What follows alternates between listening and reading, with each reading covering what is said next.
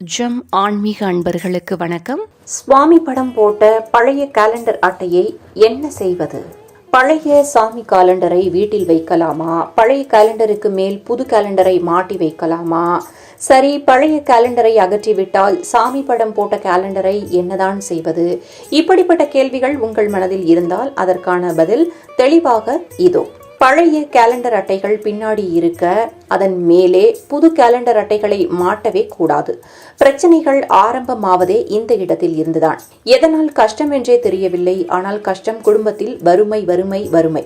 இந்த பிரச்சனையில் இருந்து சீக்கிரம் விடுபட வேண்டும் என்றால் முதலில் பழைய கேலண்டரை தூக்கி வெளியே போடுங்கள். சுவாமி படம் போட்டு இருந்தால் அந்த கேலண்டரை வெளியில் போட கட்டாயம் நமக்கு மனசு வராது. கோவிலுக்கு எடுத்து சென்று மரத்தடியில் வைத்துவிட்டு வருவோம். அதான் சரியா? முற்றிலும் அது தவறு. நம் வீட்டிற்கு தேவையில்லாத பொருட்களை கோவிலுக்கு கொண்டு போய் வைத்து அந்த கோவிலில் உள்ள இடத்தை அசுத்தம் செய்துவிட்டு நாம் வருகின்றோம். இது மேலும் பாவத்தை சேர்க்கக்கூடிய செயல். பிறகு இந்த கேலண்டரை என்னதான் செய்வது என்கிறீர்களா? ஓடும் தண்ணீரில் விடலாம் என்று சொல்வார்கள். இன்று ஓடும் தண்ணீரை தேடி நாம் எங்கே செல்வது? அதே போல இந்த கேலண்டர் பேப்பர்கள், பெயிண்டிங் செய்து வைத்திருக்கும் கேலண்டரை எல்லாம் ஓடும் தண்ணீரில் போடுவதன் மூலம் தண்ணீரில் வாழக்கூடிய உயிரினங்களுக்கு சில பல பிரச்சனைகள் வருவதாகவும் சொல்லப்படுகிறது. ஆக வீட்டில் தேவையில்லாத பூஜை பொருட்களை கொண்டு போய் ஓடும் தண்ணீரில் இனிமேல் விடாதீர்கள். அதுவும் பாவம்தான். ஒரு பக்கெட் நிறைய தண்ணீர் எடுத்துக்கொள்ளுங்கள். பேப்பரிலேயே சுவாமி படங்கள் இருந்தால் அந்த கேலண்டர் பேப்பரை எல்லாம் தண்ணீரில் சிறிது நேரம் ஊற வைத்து ஊறிய பேப்பர் கரைய துவங்கும்.